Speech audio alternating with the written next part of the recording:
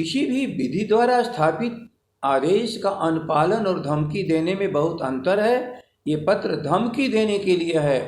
पत्रकारों को, मीडिया को, प्रिंट हो, विजुअल हो, सोशल हो, सबको ऊपर लगता है कि आप एक प्रशासकीय दायित्व को पूरा करना चाहते हैं, और जब नीचे पढ़ा जाता है तो लगता है कि आप धमकी दे रहे हो।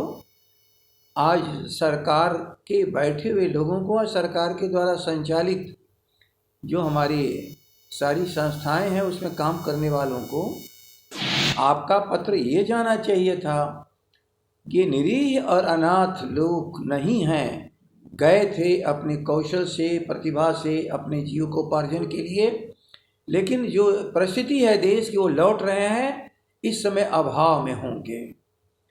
इनके अभाव में कैसे सरकार और प्रशासन सहयोग करे ये निर्देश जारी करने। नमस्कार, आप देख रहे हैं लाइव सिटीज। मैं हूं आपके साथ शिवम।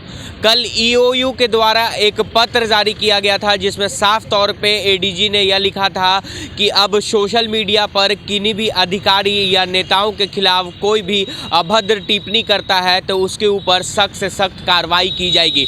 इसको लेकर अब कहीं ना कहीं बिहार की जो सियासत है वो तेज हो गई है। आपको बता दें कि जब हमने इसको लेकर बिहार राजद के प्रदेश अध्यक्ष जगदानंद सिंह से बात की तो उन्होंने क्या कुछ कहा है, पहले आप वो सुने। मैं पत्र देखा सोशल मीडिया पर जो चल रहा है, तो विषय जो है ऊपर कि कोई भी प्रशासनिक सरकारी अधिकारी पर कोई भी टिप्पणी होगी तो विधि सम्मत कार्रवाई होगी। ये विधि सम्मत कार्रवाई के लिए रोका अब तक किसने था? विधि सम्मत अर्थात कानून कोई है मौजूद, तो जो विधि द्वारा स्थापित संस्थाओं के द्वारा यदि कोई नियम और कानून बने हैं, रोका किसने था? अब तक आप क्या कर रहे थे? धमकी देने की क्या जरूरत पड़ेगी? कार्रवाई करने के लिए तो सामान्य चीज़ है, जिस दिन कानून बन गया उस कानून के उल्लंघन पर कार्रवाई होती है। अब लिख रहे हैं नीचे विधायक, सांसद, कोई राजनीतिक व्यक्ति, तो ये तो जनप्रतिनिधि हैं।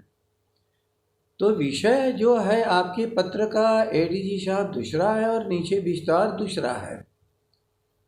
ऊपर लगता है कि आप एक प्रशासकीय दायित्व को पूरा करना चाहते हैं, और जब नीचे पढ़ा जाता है तो लगता है कि आप धमकी दे रहे हो। आज सरकार के बैठे हुए लोगों को और सरकार के द्वारा संचालित जो हमारी सारी संस्थाएं हैं उसमें काम करने वालों को कोई भी अब सवाल नहीं उठा सकता।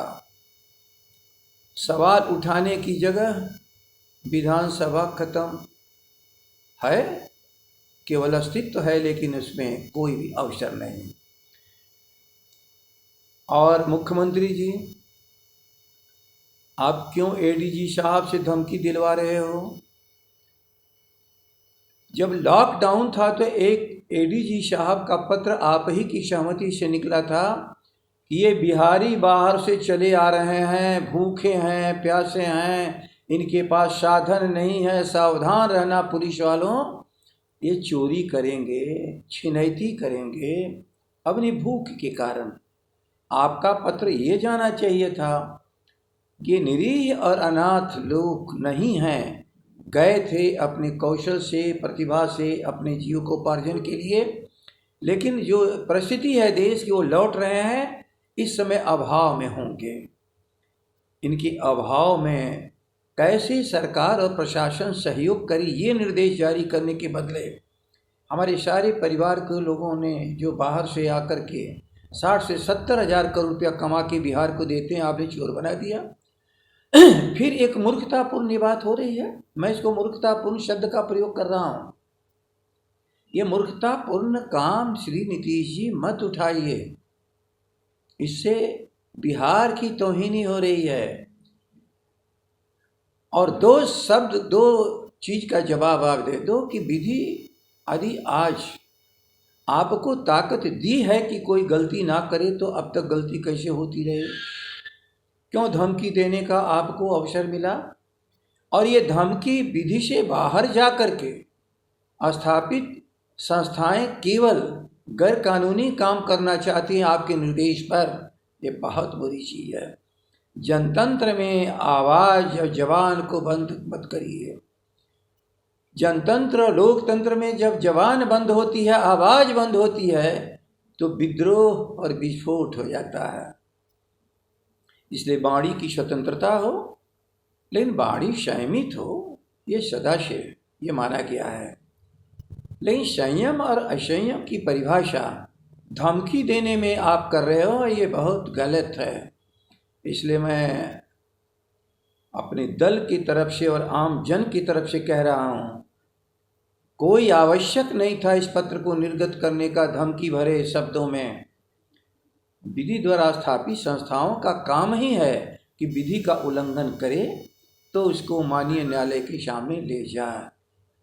लेकिन किसी भी विधि द्वारा स्थापित आदेश का अनुपालन और धमकी देने में बहुत अंतर है। ये पत्र धमकी देने के लिए है, पत्रकारों को, मीडिया को, प्रिंट हो, विजुअल हो, सोशल हो, सबको।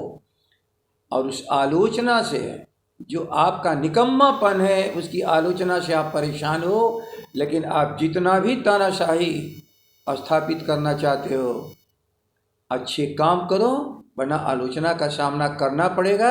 और ऐसे पत्रों के द्वारा बिहार की 12 करोड़, 12.5, 13 करोड़ जो भी जनता है, भयभीत नहीं होने वाला है।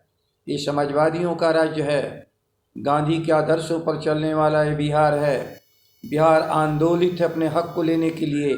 आप शायद भाजपा और मोदी जी के कहने पर ये धमकी भरे शब्दों का प्रयोग कर रहे हो कि बिहार जो आंदोलन के अब रास्ते पर चल पड़ा है उससे अलग हट जा, ये संभव नहीं है। तो आपने सुना साफ तौर पे राजद के प्रदेश अध्यक्ष जगदानंद सिंह का कहना है कि ये कानून तो पहले ही बनाया गया था, पर अब सरकार के द्वारा यह कानून पालन करवाया जा रहा है। कहीं ना कहीं उन्होंने साफ तौर पे नीतीश कुमार को घेरते हुए कहा कि कहीं ना कहीं नीतीश कुमार जो हैं वो अब बीजेपी के दबाव में ये सब काम कर रहे हैं। अब देखने वाली बात होगी कि जिस तरह से आज प्रदेश अध्यक्ष ने इस मामले को लेकर नीतीश कुमार को घेरा है, तो अब जेडीयू और बीजेपी की तरफ से क्या कुछ प्रतिक्रिया निकल कर आती है। तब तक के लिए आप बने रहे हमारे साथ। अगर आपने हमारे चैनल को सब्सक्राइब नहीं किया है तो जल्द से जल्द सब्सक्राइब कर ले। धन्यवाद। किसी भी विधि द्वारा स्थापित आदेश का अनुपालन और धमकी देने में बहुत अंतर है। ये पत्र धमकी देने के लिए है, पत्रकारों को, मीडिया को, प्रिंट हो, विजुअल हो, सोशल हो, सबको। ऊपर लगता है कि आप एक प्रशासकीय दायित्व को पूरा करना चाहते हैं, और जब नीचे पढ़ा जाता है तो लगता है कि आप धमकी दे रहे हो। आज सरकार के बैठे हुए लोगों को और सरकार के द्वारा संचालित जो हमारी सारी संस्थाएं हैं उसमें काम करने वालों को आपका पत्र ये जाना चाहिए था कि निरीह और अनाथ लोग नहीं हैं, गए थे अपने कौशल से, प्रतिभा से अपने जीविकोपार्जन के लिए, लेकिन जो परिस्थिति है देश की वो लौट रहे हैं, इस समय अभाव में होंगे। इनके अभाव में कैसे सरकार और प्रशासन सहयोग करे, ये निर्देश जारी करने